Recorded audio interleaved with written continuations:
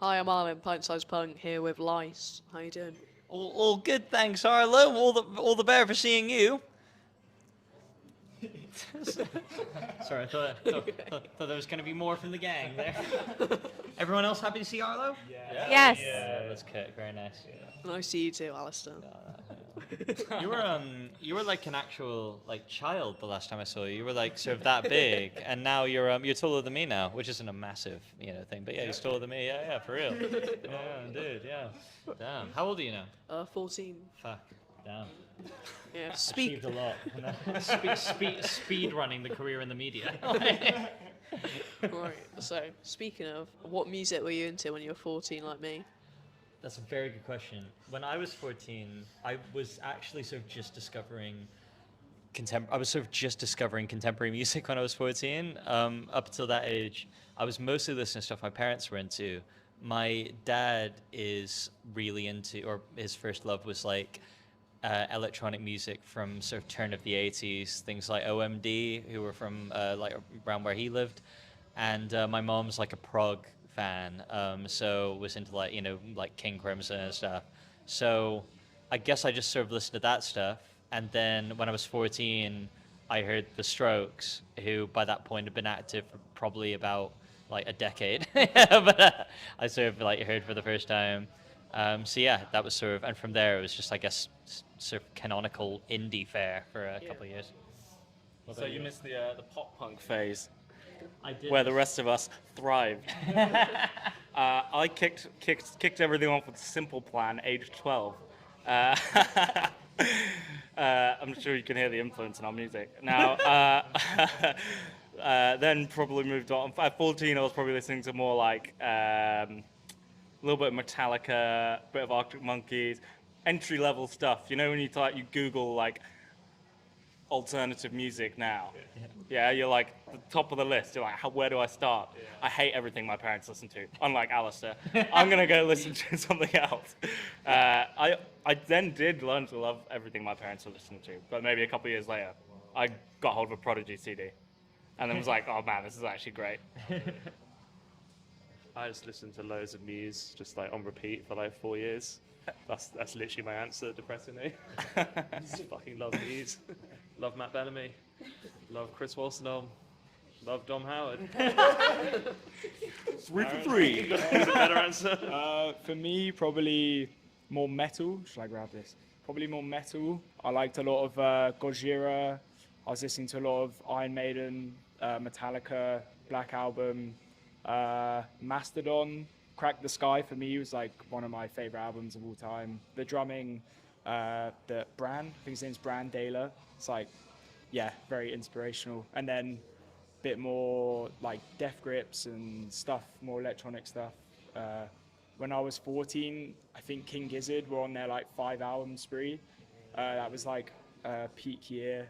I might have been a bit older, can't remember. But yeah. It's the same age as you. I'm 12. I think I was in really deep with System of a Down when I was 14. Yeah. A lot of System of a Down, YouTube holes. Sick. Yeah. Done. Right, Still this album. Yes. alright. So the album's a coming-of-age story for an individual experiencing life, culture, and the world around us.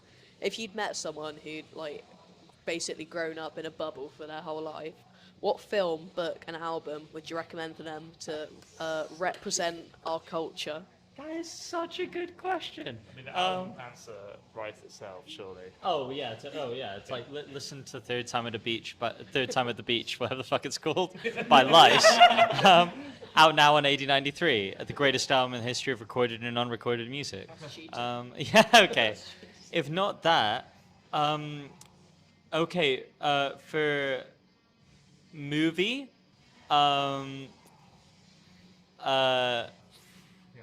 maybe it's because of this, the background music and the fact we were just kind of talking about metal in various shades. I think the funniest thing to show somebody who'd never encountered anything from, prevailing culture would be the Metallica documentary. It's called Some Kind of Monster, right? Yeah, Some Kind of Monster. Spinal, yeah. This is the Beatles. Yeah, no, it would be some kind of monster, just as I guess a document of what pop culture, what a certain kind of pop culture looks like, how ridiculously huge it can be, and how much it can fuck people up. It's a kind of like trinity of things. I'm actually quite pleased with that as an answer. What were the other things? Sorry. Book an album. Book an album. What do you guys think about book an album? Just give them like normal people.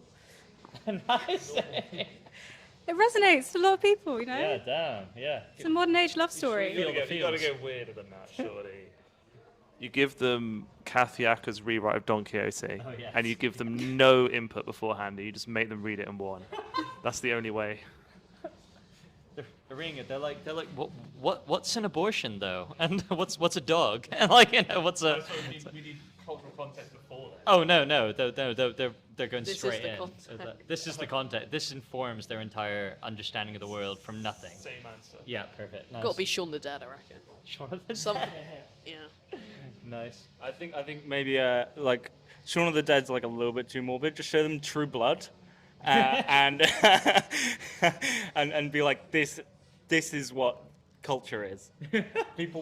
Vampires is the prevailing culture. What about like the Wicker Man? I feel like that would be a good one, like the old Wicker Man. Yeah. You're like, this happens every day. Yeah. Nice. Yeah. Right. So is there one song that was kind of like a catalyst on the album that, like, once you'd written that one, you kind of knew where it was going? Lyrically, the big kind of breakthrough for me. So the whole thing with, I guess, the lyrics for this record, we had an idea of what it was going to deal with. The main kind of creative engine in that was Silas, who'd done a lot of kind of reading around. He just sort of gotten more into like heavy philosophy stuff, the intersection of that with economics. So a lot of the kind of material that was informing that broad idea about what the record was going to be was coming from Silas. And I was really struggling in, I guess, playing catch up on the lyrics because he'd done so much reading by that point. I just kind of felt like, okay, I'll be ready to write lyrics to your level in like a year. And I don't know, I was just kind of struggling with it. We went for this walk, and Silas was like, you know, I said, oh, I'm kind of struggling to get my head around this stuff. I feel like I'm just stumbling through it. And Silas basically said, that's the album.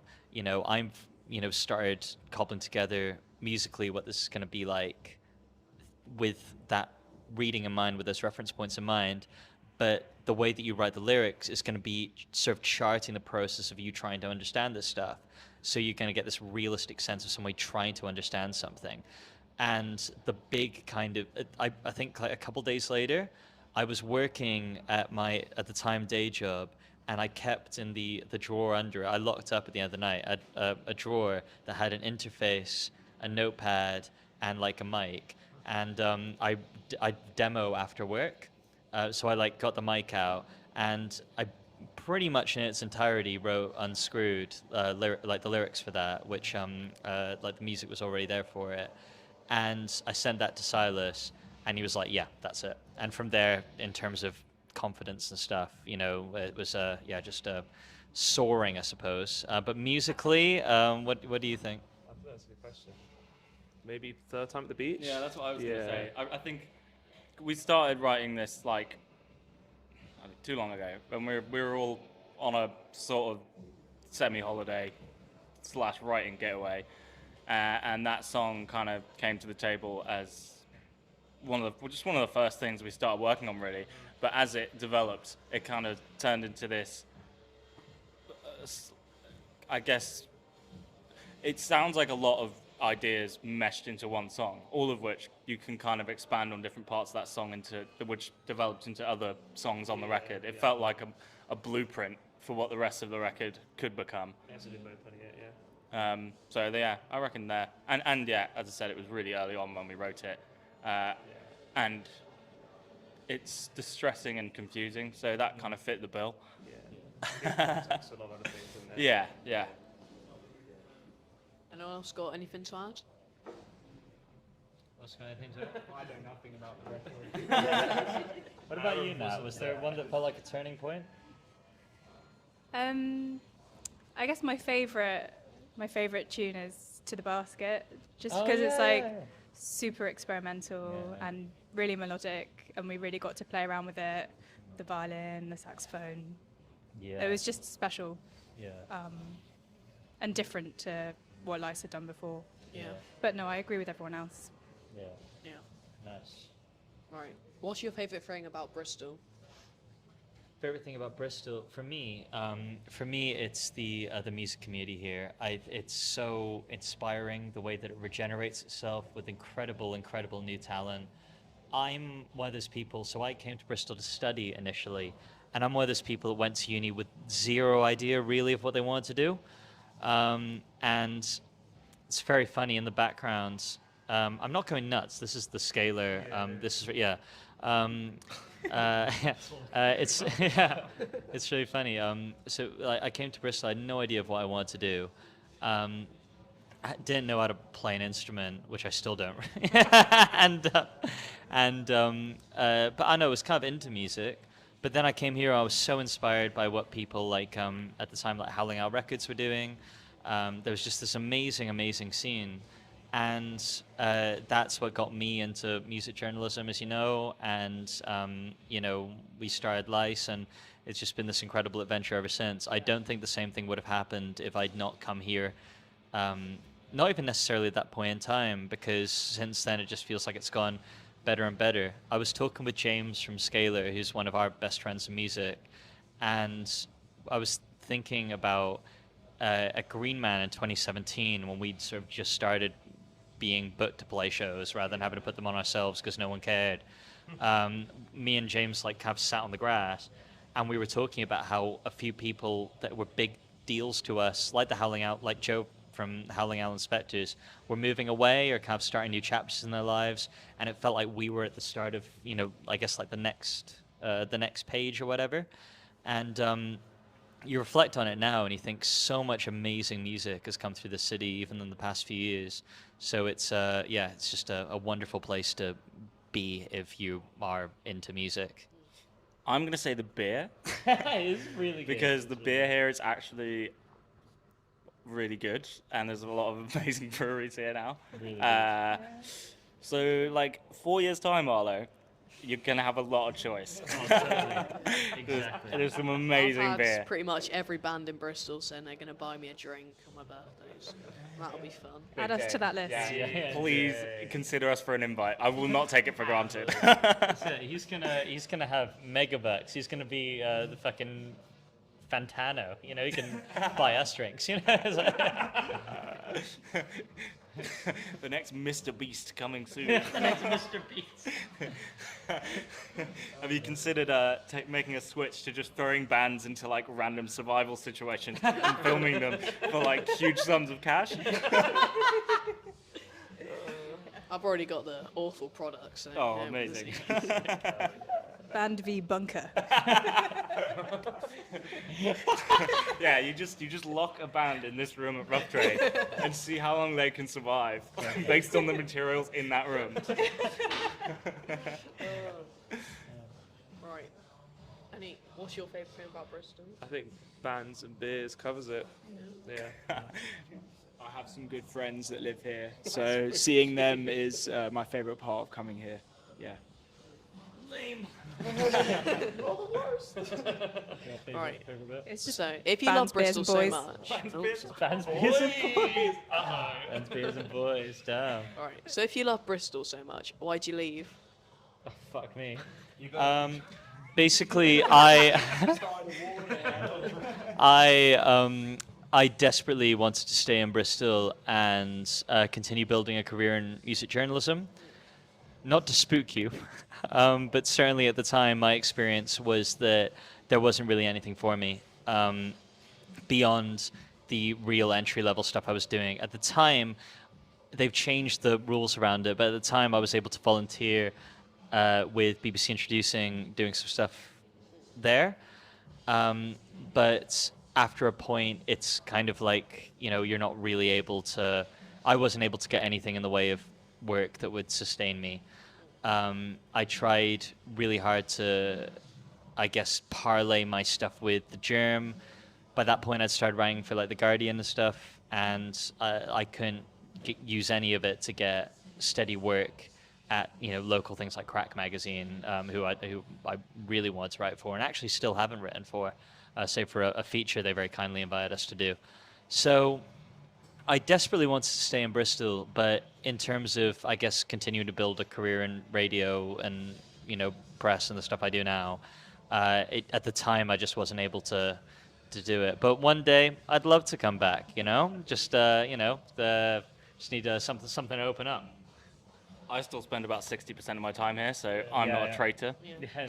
Well, my mum's actually Bristolian, so Yeah. So why do you abandon me? I got a job in Cambridge, so I moved there. Literally that. I never came in the first place. Silas, I was here in this. I was in this room. that job, I was in this room. I was over there when Silas phoned me to tell. I feel like you phoned me to tell. Something else, I think, but yeah. Yeah, and you were like, "Oh yeah, I got that job." To come hang out with you here, but I didn't. I was sick. I'm always ill. Yeah. That's like a constant theme of my life. I'm always ill. And I phoned Ali to be like, "Sorry, I'm not going to come." But then I also mentioned I just got that job. Yeah. I'm still there, so there we are.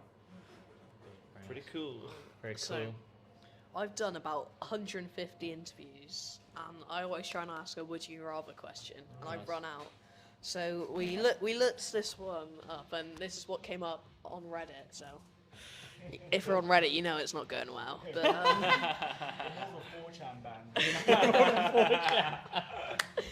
right, so It was so accurate. We should change the Insta bio to 4chan core. right, so would you rather have a child made of pee or a pee made of child? A child made of pee. How are we spelling that? As in pee that comes out of your urethra, and or a child's. Or a pee made out of child? That doesn't make any fucking sense either. Well, piss a kid. Or a kid made of piss. I'd love to have a kid made of piss. Come on, where's the argument? Like, So- your child's made of liquid. That's just inherently cool. Is You it can in- deal with the piss angle later. Is it in like a child-shaped vial? I'm picturing it's something like flubber, but a little bit less viscous. Yeah, nice. And it's your kid. It's your kid. I'm trying to. Does it have like the sentience and emotional intelligence of a child if it's piss? The Redditor didn't specify. So it's up to you, Ali. I'm gonna assume yes. It's in fact, if anything, an oversensitive sort of massive piss that I've brought into the world. Do you piss a kid? Is it like... Well, Is yeah, it I your piss? I feel like we've been locked in on that side of it. Yeah, but There's, the other one you pissed a kid. Thanks. Like, if you pee a child, you like. So one is you piss a kid made of flesh, and the other is you piss a kid made of piss. Okay. it's good. like a different way of I go for the birthing a flesh kid. child. Either way, I'm not raising it. I am dumping it at the first opportunity, and I'm never telling anyone about it. But given the choice, probably the kid made out of piss. Yeah. Special piss.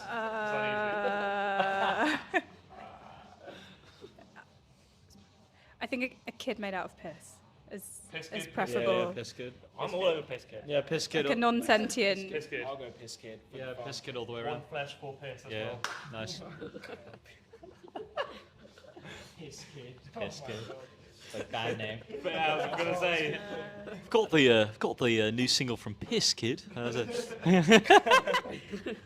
Described as 4chan cool. Right.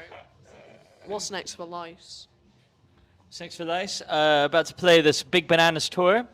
You're coming. You're coming. Glow sticks out. Head torch lit. We're gonna fling you. I'm gonna clear the crowd with you. I'm gonna and word to how I'll do it. I'm gonna yeah, indeed. I'm gonna ollie you into the crowd. Yeah, indeed. Yeah, just gonna fling you in. You're gonna crowd surf the whole thing, and then we're going to bring enough people. I think the minimum is probably 4 required to crowd surf you to keep you in the air, and we're going to get them to sit in the van with you up in the air, and we're going to take you to the next show in Birmingham, and then we're going to crowd surf you there, and on and so on, and then we'll do the European dates. So you're about to crowd surf for a continuous 3-week Guinness World period. Record for the longest crowd surf ever. Exactly. And you can interview bands while you do it as well. We'll stop off, give you breaks. But yeah, so we're gonna do that, which I guess is also your plans. Next. Apart from that, we're touring with Dead Letter in Europe. That's gonna be a lot of fun, and then. Just more shows. The last time we did a record, Wasteland, that was January 2021, and we sort of milked that in terms of touring for like a straight 2.5 years. So this record came out 2 weeks ago. We are very early in the milking stages. We're like, yeah, I'd say that. I think Ali got it. Yeah. Okay, bye. See ya. Stay safe. We're down. Oh, sorry, yeah. Everyone say piss kid. Everyone say piss kid.